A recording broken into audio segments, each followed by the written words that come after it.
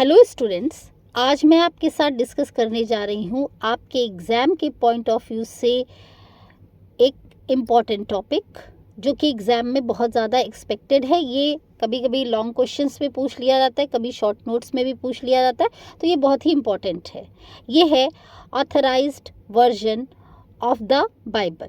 इस वीडियो में हम डिस्कस करेंगे कि ऑथराइज्ड वर्जन ऑफ बाइबल इसका नाम क्यों पड़ा, या इसके और क्या नाम है, इसको किसने ट्रांसलेट कराया, और एग्ज़ाम के पॉइंट ऑफ व्यू से कितना इम्पॉर्टेंट है, इसके मेन कैरेक्टरिस्टिक या इसमें क्या क्या चीज़ें इंक्लूड हैं, वो सब कुछ। तो ये जो ऑथराइज्ड वर्जन है, ऑथराइज्ड वर्जन को जनरली किंग जेम्स वर्जन या KJV भी कहा जाता है। जे फॉर जग वाला, KJV। ये इंग्लिश लिटरेचर की जो हिस्ट्री है उसमें एक बहुत ही इम्पॉर्टेंट ट्रांसलेशन है, और इसका जो इम्पैक्ट है वो इंग्लिश लिटरेचर और उसके धार्मिक जो राइटिंग्स थी उस पर बहुत ज़्यादा पड़ा। इसे ऑथराइज्ड वर्जन क्यों कहा गया? इसे ऑथराइज्ड वर्जन क्यों कहा गया? क्योंकि ये जो बाइबल थी इसका जो ट्रांसलेशन था वो किंग जेम्स फर्स्ट के रूल में कराया गया। उन्होंने एक नए इंग्लिश बाइबल ट्रांसलेशन को तैयार करने के लिए जो स्कॉलर्स की जो कमेटी थी वो गठित करी, और इसीलिए इसको जो राजा की स्वीकृति मिली या राजा की परमिशन मिली, इसीलिए इसे ऑथराइज्ड वर्जन कहा जाता है, क्योंकि किंग जेम्स ने इसको ऑथराइज्ड किया था ट्रांसलेशन के लिए, इसलिए इसका नाम पड़ा ऑथराइज्ड वर्जन। हालांकि एक इसमें इम्पॉर्टेंट बात यह है कि जो मॉडर्न स्कॉलर्स हैं उनके अनुसार ऑथराइज्ड वर्जन नाम का प्रयोग बाद में अधिक प्रचलित हुआ। शुरुआत में इसे आधिकारिक रूप से इसका नाम नहीं दिया गया था।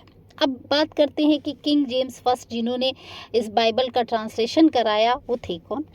किंग जेम्स जो फर्स्ट थे वो इंग्लैंड के राजा थे। उन्होंने 1604 में एक नए इंग्लिश बाइबल ट्रांसलेशन की योजना बनाई या इसको अप्रूव कर दिया। इसका उद्देश्य ये था कि एक ऐसी बाइबल तैयार की जाए जिसको लोग ज़्यादा पढ़ सके, क्योंकि पहले नहीं पढ़ पाते थे लोग। इसको चर्च में पढ़ा जा सके, जो स्कॉलर्स हैं वो इसको पढ़ सके, इंग्लिश स्पीकिंग जो लोग हैं, जितने भी लोग हैं, इस जो भी क्रिश्चियंस हैं वो इसे आसानी से पढ़ सके। अब जब उन्होंने इसको परमिट कर दिया तो इसका पब्लिकेशन कब हुआ? ऑथराइज्ड वर्जन का पहला जो संस्करण था, जो इसका पहला एडिशन था, वो 1611 में प्रकाशित हुआ। इसमें आपको ये चीज़ याद रखनी है कि 1604 में इसके ट्रांसलेशन का काम शुरू हुआ था और 1611 में बाइबल जो थी वो पब्लिश हो गई थी। अब ये इतना बड़ा ट्रांसलेशन था, ये कोई एक आदमी तो कर नहीं सकता था, तो इसके लिए 50 स्कॉलर्स की विभिन्न जो सोसाइटीज़ थी उन्होंने मिलकर इसका ट्रांसलेशन किया। अब इन स्कॉलर्स में कैम्ब्रिज से, ऑक्सफर्ड से और वेस्टमिनिस्टर से स्कॉलर शामिल थे। मैं आपको कुछ जो इसके ट्रांसलेटर्स थे उनके नाम बता देती हूँ। तो इसमें सबसे इम्पॉर्टेंट नाम है लैंसलॉट एंड्रूज, दूसरे थे जॉन ओवरऑल, तीसरे थे माइल्स स्मिथ, चौथे थे थॉमस बिल्सन, नेक्स्ट थे जॉन बाइस, इसके बाद थे हेनरी सेवल। इसमें जो लैंसलॉट एंड्रूज है उनको जो सबसे इम्पॉर्टेंट है स्कॉलर्स उनमें गिना जाता था। अब सबसे बड़ी बात है, क्या ये जो बाइबल का ट्रांसलेशन था उसको किंग जेम्स ने अचानक से करवाने का डिसीजन ले लिया? तो ऐसा नहीं है, कोई भी चीज़ अचानक से नहीं आती, उसके पीछे छोटी छोटी चीज़ें शुरू होती देन वो आती है। तो इसी तरीके से ऑथराइज्ड जो वर्जन था वो अचानक से नहीं आया। इससे पहले इंग्लिश बाइबल ट्रांसलेशन की लंबी जो परंपरा थी वो थी।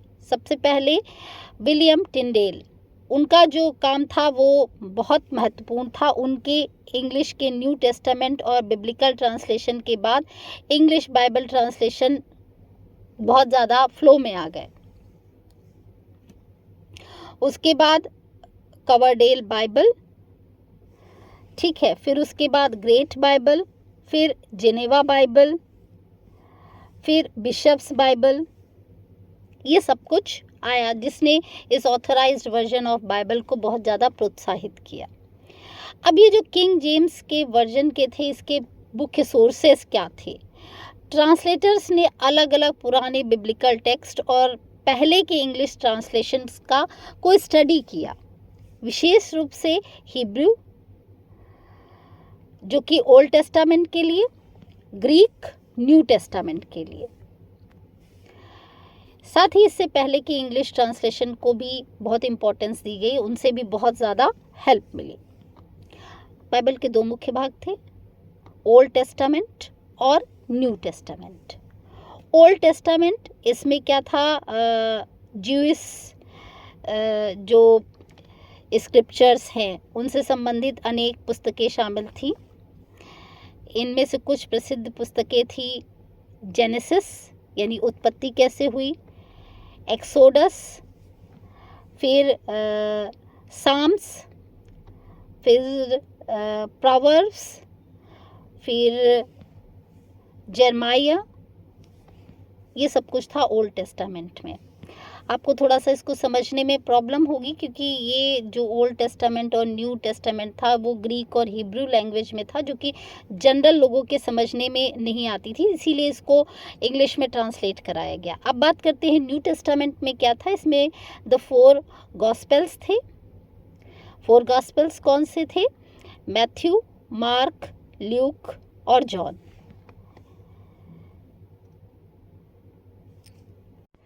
ये जो ऑथराइज्ड वर्जन थी उसका लिटरेरी स्टाइल क्या था? ऑथराइज्ड जो वर्जन पुस्तक थी वो केवल धार्मिक पुस्तक नहीं थी, बल्कि ये इंग्लिश प्रोज और इंग्लिश लिटरेरी स्टाइल जो थी उसकी डेवलपमेंट में भी इसका बहुत योगदान रहा।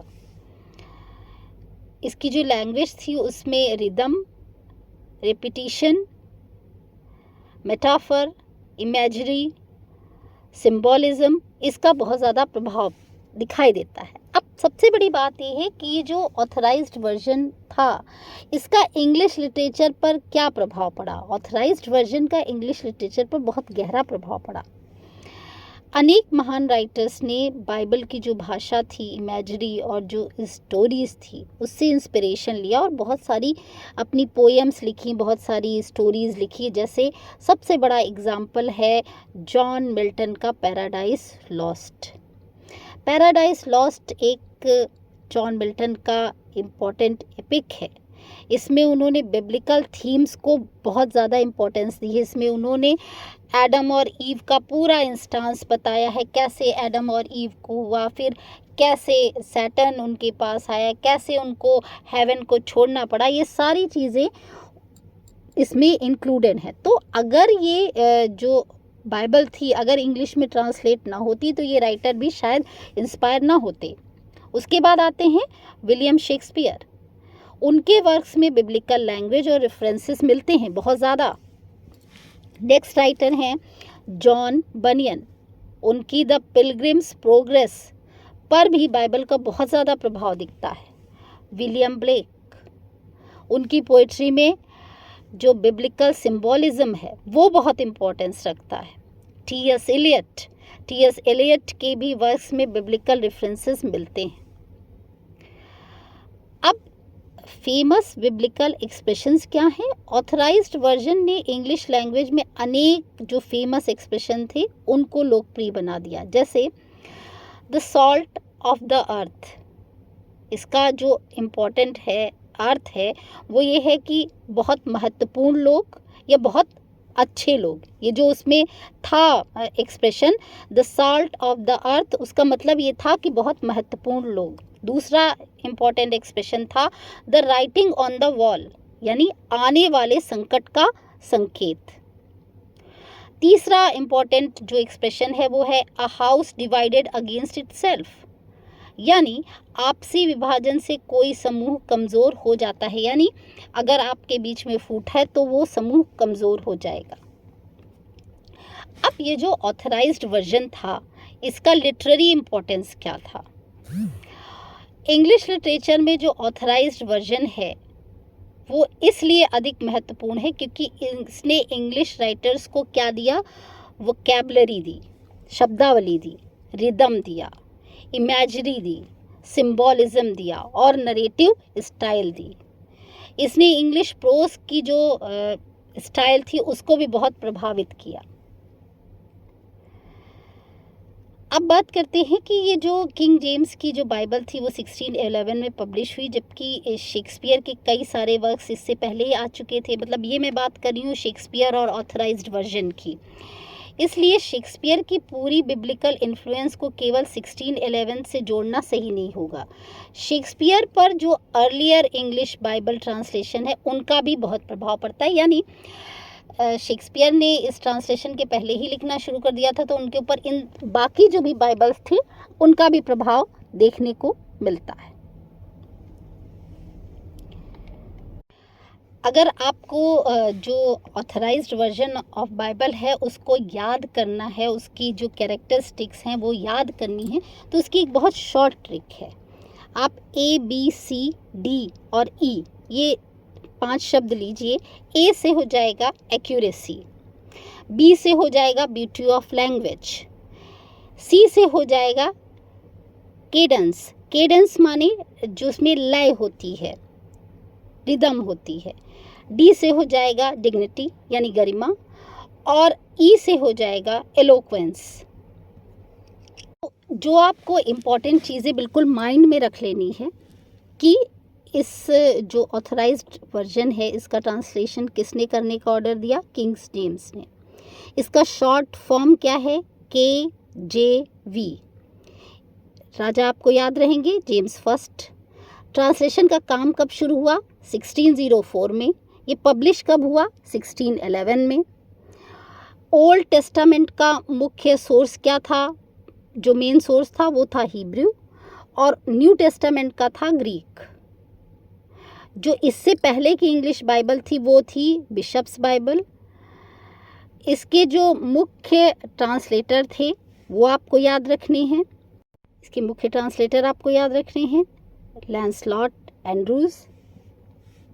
चीज़ आपको याद रखनी है कि इंग्लिश लिटरेचर पर इस ऑथराइज्ड वर्जन का क्या प्रभाव पड़ा, तो वोकैबुलरी, प्रोज, पोइट्री और इमेजरी, ये सारी चीज़ें इस ऑथराइज्ड वर्जन से प्रभावित हुई। आई होप आपको ऑथराइज्ड वर्जन ऑफ बाइबल का जो ये टॉपिक था, जो आपके सिलेबस में भी है और एग्ज़ाम के पॉइंट ऑफ व्यू से बहुत इंपॉर्टेंट है, ये क्लियर हो गया होगा।